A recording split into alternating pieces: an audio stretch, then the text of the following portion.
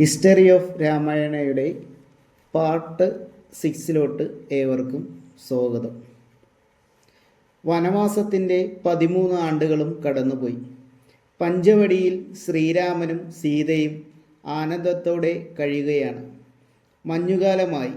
ഗോദാവരിയിൽ സ്നാനം കഴിഞ്ഞ ശേഷം ആശ്രമത്തിലെത്തിയ രാമൻ സീതയോട് കഥകൾ പറഞ്ഞു രസിച്ചിരിക്കുകയായിരുന്നു. ലങ്കാധിപനായ രാവണൻ്റെ സഹോദരിയായ ശൂർപ്പണഖ അവളുടെ വാസസ്ഥലമായ ജനസ്ഥാനത്തിൽ താമസിച്ച് ആ വനത്തിൽ സ്വൈര്യവിഹാരം ചെയ്തു വരവേ പർണശാലക്കരികിലുമെത്തി. വിരൂപയും ക്രൂരവേഷധാരിണിയുമായ ശൂർപ്പണഖയുടെ ഭർത്താവ് വിദ്യുജ്വഹൻ രാവണനും ദേവന്മാരും തമ്മിലുണ്ടായ യുദ്ധത്തിൽ ആളറിയാതെ കൊല്ലപ്പെട്ടതുകൊണ്ട് തനിക്കിഷ്ടമുള്ള മറ്റൊരു പുരുഷനെ വരിക്കുവാൻ രാവണനിൽ നിന്നും അനുവാദവും വാങ്ങി പുറപ്പെട്ടിരിക്കുകയായിരുന്നു. കാമകോളനായ ശ്രീരാമനെ കണ്ട അവൾ തനിക്ക് ഭർത്താവാക്കാൻ പറ്റിയ ആൾ ഇത് തന്നെയെന്ന് നിശ്ചയിച്ച് ഒരു സുന്ദരിയുടെ രൂപം കൈക്കൊണ്ടു. രാമനെ സമീപിച്ചപ്പോൾ ആളറിയാതെ സ്വാഗതവും ലഭിച്ചു. സ്വീകരിച്ചിരുത്തപ്പെട്ട അവൾ രാമനോട് തൻ്റെ ഭർത്താവായിരിക്കാൻ അപേക്ഷിച്ചു. താൻ വിവാഹിതനാണെന്നും അടുത്തിരുന്ന സീതയെ ചൂണ്ടി ഇവൾ എൻ്റെ ഭാര്യയാണെന്നും 2 ഭാര്യമാരുടെ ഇടയിൽ കഴിയാൻ തനിക്കാകില്ലെന്നും അല്പം നർമ്മം പുരട്ടി രാമൻ മറുപടി പറഞ്ഞു. മാത്രവുമല്ല, ലക്ഷ്മണനെ ചൂണ്ടി തൽക്കാലം ഭാര്യ അരികിലില്ലാത്ത തൻ്റെ അനുജനെ സമീപിച്ചു നോക്കാനും ഉപദേശിച്ചു. അവൾ ലക്ഷ്മണനെ ശ്രദ്ധിച്ചു. തൻ്റെ മകൻ ശംഭുകുമാരൻ്റെ ഘാതകൻ പക വീട്ടാൻ പറ്റിയ സന്ദർഭം. ലക്ഷ്മണനെങ്കിൽ ലക്ഷ്മണൻ. രാമനെ കിട്ടാത്തതിൽ കുഷ്ഠിതമുണ്ടെങ്കിലും ലക്ഷ്മണനാകും തനിക്ക് തക്കമാനന്ദം കരുതി അങ്ങോട്ടു ചെന്ന് തൻ്റെ ആഗ്രഹം അറിയിച്ചു. ലക്ഷ്മണൻ താൻ രാമൻ്റെ ദാസനാണെന്നും തന്നെ വിവാഹം കഴിച്ചാൽ ദാസയായി കഴിയേണ്ടി വരുമെന്നും ഒഴുകിഴിവ് പറഞ്ഞു. ശരിയായ രീതിയിൽ അപേക്ഷിക്കാതിരിക്കുന്നത് കൊണ്ടാണ് രാമൻ ജ്യേഷ്ഠൻ നിരസിച്ചതെന്നും ഒന്നുകൂടി ശ്രമിച്ചാൽ സീതയെ വെടിഞ്ഞെങ്കിലും നിങ്ങളെ സ്വീകരിക്കുമെന്നും ലക്ഷ്മണൻ ഉള്ളിൽ ചിരിച്ചുകൊണ്ട് നിർദ്ദേശിച്ചു. ബുദ്ധി തീരെയില്ലാത്ത ശൂർപ്പണയാകട്ടെ വീണ്ടും രാമനെ സമീപിച്ചു.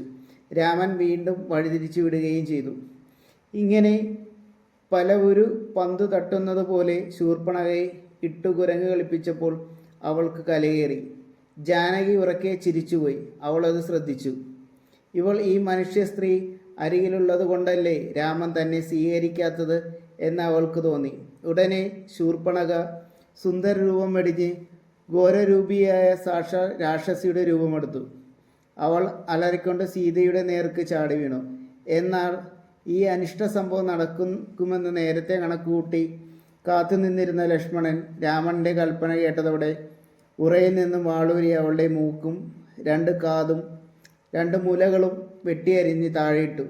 അതിഭയങ്കര വേദനയുടെ ശൂർപ്പണഖ നിലവിളിച്ചുകൊണ്ട് ദണ്ഡകാരണ്യത്തിൻ്റെ തെക്കേ അറ്റത്തുള്ള ജനസ്ഥാനത്തിൽ താൻ താമസിക്കുന്നിടത്തേക്ക് ഓടിപ്പോയി. സങ്കേതത്തിലെത്തി അവളുടെ സഹോദരന്മാരായ ഖരൻ, ദൂഷണൻ, തൃശിരാവ് എന്നിവരുണ്ടായിരുന്നു.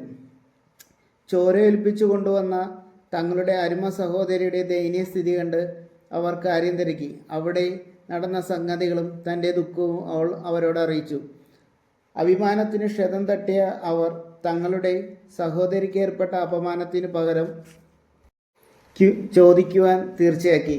കേവലം 2 മനുഷ്യരാണ് പ്രതിയോഗികളെന്നറിഞ്ഞപ്പോൾ ഖരൻ താൻ പോകുന്നതിൽ കുറച്ചിൽ തോന്നി.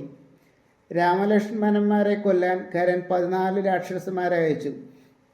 വഴി കാണിക്കുന്നതിനും ശത്രുക്കളെ കൊല്ലുന്നത് കൊണ്ട് രസിക്കുന്നതിനും ശൂർപ്പണഖയും അവരോടൊപ്പം പോയി. യുദ്ധസന്നദ്ധരായി പുറപ്പെട്ടിരിക്കുന്ന രാക്ഷസന്മാരോട് ശ്രീരാമൻ ഒറ്റയ്ക്ക് യുദ്ധം ആരംഭിച്ചു. ഒരു ദിവസം മുഴുവൻ നീണ്ടുനിന്ന യുദ്ധത്തിൽ രാമൻ ബാണങ്ങളേറ്റ രാക്ഷസന്മാർ എല്ലാവരും മരിച്ചു വീണു. ഇനിയും രാക്ഷസന്മാർ യുദ്ധത്തിന് വരുമെന്ന് മനസ്സിലാക്കിയ രാമൻ സീതയെ ലക്ഷ്മണനോടൊന്നിച്ച് ഒരു ഗുഹയിലേക്ക് മാറ്റി. കൊല്ലും കൊലയും കണ്ട് രസിക്കാൻ വന്ന ശൂർപ്പണഖ ആർത്തലച്ചു. കരഞ്ഞുകൊണ്ട് വീണ്ടും ഖരൻ്റെ അടുക്കലേക്ക് പാഞ്ഞു. വർദ്ധിച്ച കോപാവശത്തോടെ ഖരൻ ദൂഷനോടും തൃശിരസിനോടും തേരിൽ കയറി 14,000 രാക്ഷസപ്പടയുടെ അകമ്പടിയോടെ രാമലക്ഷ്മണ സംവിധാനത്തിലേക്ക് കുതിച്ചു. രാമനും ചില നിമിത്തങ്ങൾ കണ്ടതുകൊണ്ട് എന്തിനും തയ്യാറായി നിലകൊണ്ടിരുന്നു. യുദ്ധം തുടങ്ങി. രാമൻ ഏകനായി പടയെ എതിരിട്ടു. തൻ്റെ പടയുടെ നാശം കണ്ട ദൂഷണൻ ശ്രീരാമൻ്റെ നേർക്ക് പാഞ്ഞെടുത്തു. രാമൻ്റെ 2 കൈകളും മുറിച്ചു വീഴ്ത്തി. പിന്നീട് നേരിട്ട് വന്ന തൃശിരസിൻ്റെ 3 തലകളും അമ്പുകൊണ്ട് മുറിച്ച് അവനെ വധിച്ചു. ഇതെല്ലാം കണ്ട ഖരൻ രാമനോട് എതിർത്ത് അതിഘോരമായി യുദ്ധം ചെയ്തു. ഖരനെ അസ്ത്രപ്രയോഗങ്ങൾ കൊണ്ട് നാനാതരത്തിലും എതിരിട്ട രാമൻ ഒടുവിൽ അവൻ്റെ തേരും വില്ലും അമ്പും തകർത്ത് ശരീരം രക്തത്തിൽ കുളിപ്പിച്ചു.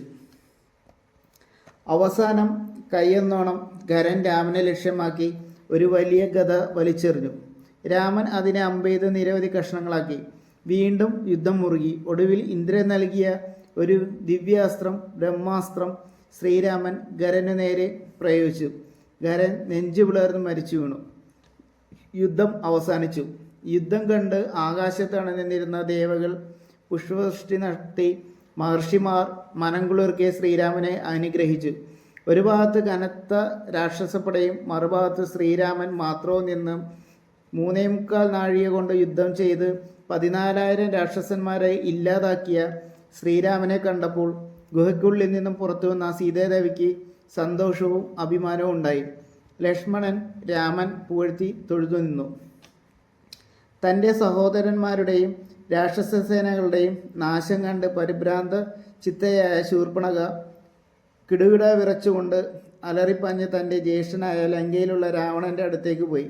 നടന്ന സംഭവങ്ങളെല്ലാം വിവരിച്ചു. അതിനു മുമ്പ് തന്നെ രാവണൻ്റെ അനുജനായ ഖരൻ്റെ സേനയിൽ പെട്ടവനും യുദ്ധത്തിൽ മരണപ്പെടാതെ രക്ഷ പ്രാപിച്ചു വന്നവനും രാക്ഷസൻ മുഖേന ഈ വിവരങ്ങളെല്ലാം രാവണൻ അറിഞ്ഞിരുന്നു. മാത്രം